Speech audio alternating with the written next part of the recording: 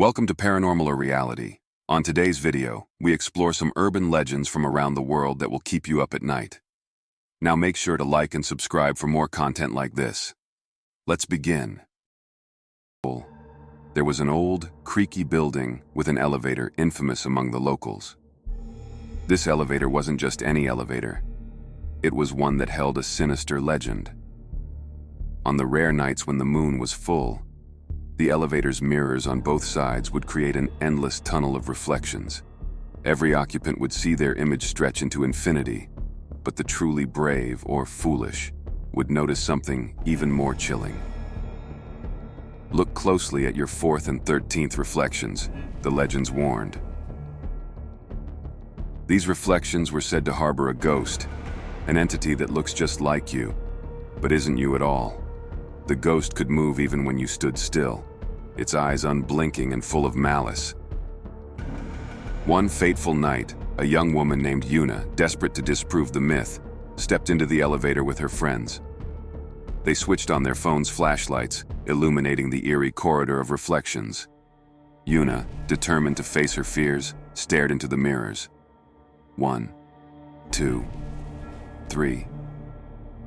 4 reflections deep, she saw herself. But something was off. The 4th reflection smirked, although her own lips remained still. Her friends laughed nervously, urging her to stop, but Una was entranced. She continued counting. 12. 13. The 13th reflection was unmistakably her, but with eyes as cold as ice. It raised a hand, while Una's own stayed at her side. Panic set in. As Una's gaze met the ghost's, a jolt of icy dread shot through her. The elevator jolted, lights flickering. In the dim light, the ghost seemed to step closer, its eyes locking onto hers with an intensity that spoke of impending doom. The walls seemed to close in, the air thick with whispers of the supernatural. With a sudden burst of courage, Una's friend, Minho, yanked her away from the mirrors, and they all bolted out of the elevator the moment the doors creaked open.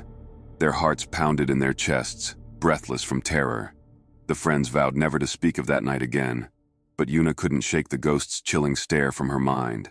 From then on, whispers spread across the city. People avoided looking too deep into the elevator mirrors, fearful of encountering their ghostly doppelganger. And those who dared, well, they never lingered in those reflections long enough to find out what happened next.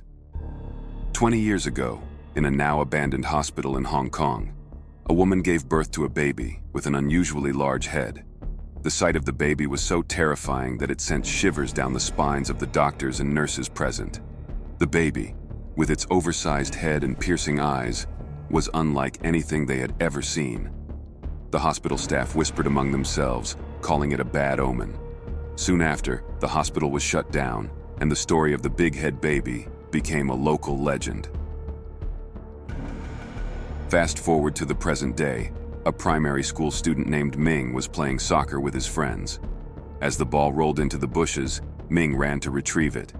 As he bent down to pick up the ball, he saw something move swiftly in the shadows. His heart raced as he caught a glimpse of a baby with a disproportionately large head, staring at him with hollow eyes. Before he could react, the baby vanished into thin air, leaving Ming frozen in fear. That same night, Nicole, a young woman, was leaving a bar in Lan Kwai Fong. The lively streets were a stark contrast to the dark alley she decided to take as a shortcut. As she walked, she heard a faint sound behind her.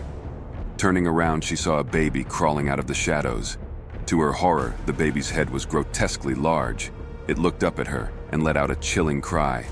"Mama!" Panic-stricken, Nicole started to run. The baby's cries grew louder, echoing through the alley. She managed to flag down a taxi and jumped in, breathlessly urging the driver to drive as fast as he could. As they sped away, Nicole glanced back and saw the big-head baby still chasing them, its cries piercing the night. "Do you see that?" she asked the driver, her voice trembling. The driver's face turned pale as he nodded, his hands gripping the steering wheel tightly. "Yes," he whispered, pressing down on the accelerator. They drove through the city, the baby's cries fading into the distance. When they finally reached Nicole's destination, She thanked the driver and hurried inside, hoping to never encounter the big head baby again. But the legend of the big head baby ghost continues to haunt the streets of Hong Kong, a reminder of the eerie events that took place 20 years ago.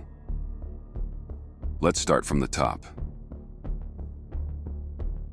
I used to work for a local pizza joint. I would bus to work early in the morning, way before my shift even started. I did this because I have high anxiety and like to be able to work at my own pace to forego any surprises. For example, I like to come in 3 hours before my shift to make sure the kitchen is clean from the night before. Most days I opened. I was alone from 7 a.m. to about 12 noon. If we had a large early order, then my boss would be there at 10 to help. Well, one day we had an order for 17 large pizzas to be out by noon when we opened. So I made sure to be there early and get as much prep done as possible. Soon my boss showed up and we busted out all the pizza and boxed it. Just after we finished, he and I both heard a loud crash that echoed through the small store. We both jumped out of our skins. We looked at each other and I asked, "Did you hear that?" He shook his head yes, so we both looked behind us to see what fell. All the dishes for our store are on a central metal rack.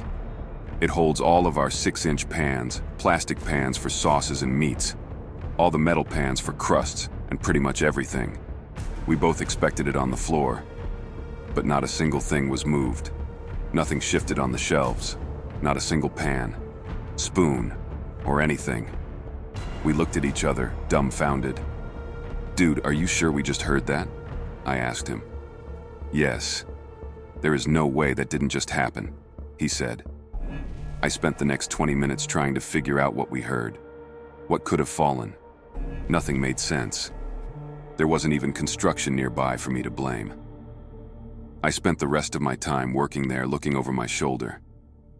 I have a few stories from this job that kind of shook me, this being the start of it.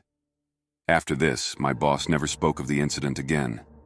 Even when I asked him, he ignored me and pretended it didn't happen. But he and I both know we heard it. Every town has its own creepy stories and urban legends. My small Midwest town had the Salem House. The story was that in the 1800s, a Civil War veteran and his family lived there. One night, he just snapped and killed his entire family before hanging himself in the barn. People who visited always talked about getting cold chills, seeing shadowy figures, having car troubles. The list goes on and on. My friends and I, being big into the paranormal, decided to check it out one night. I knew it was a creepy area of town, but I don't think I could have ever prepared myself for what happened that night. The whole road that is home to the Salem House is pretty creepy. It's in the middle of the country and very dark. About halfway down the road, the whole area becomes surrounded by woods. The night we visited, as soon as we got to the wooded area, I was overcome by fear. I tried to convince my friends to turn around and go back, but they told me we were already too far along and I couldn't chicken out now. Soon after driving out of the wooded area of the road, we turn onto a long dirt driveway, the driveway to the Salem House. My boyfriend Kyle stayed in the car with me while Haley, Mike, and Lily went out to explore the barn. Kyle and I sat in silence for a bit and just watched them head out. Once they disappeared into the barn, I got that overwhelming fear again. This time it came with a sharp pain though, as if someone was scratching my back very hard. Kyle asked me what was wrong. I told him what was happening. He lifted up the back of my shirt and told me there was nothing there. Moments later, I hear the loud scream of Haley as her, Lily, and Mike came running back to the car as if they were being chased. We start the car, and just before pulling away, several handprints of different sizes create smudges on the windshield. We stay silent the whole way home. I tell them all about how I felt like I was getting scratched, and to my surprise this time when they checked my back, it was covered in scratches. Though this was about 3 years ago, we never really bring up our experiences at the Salem House, though I have asked several times what spooked my friends so badly. Although thinking about it, no, I think it is for the better that I never found out. Thanks for tuning in. Watch another video if you dare.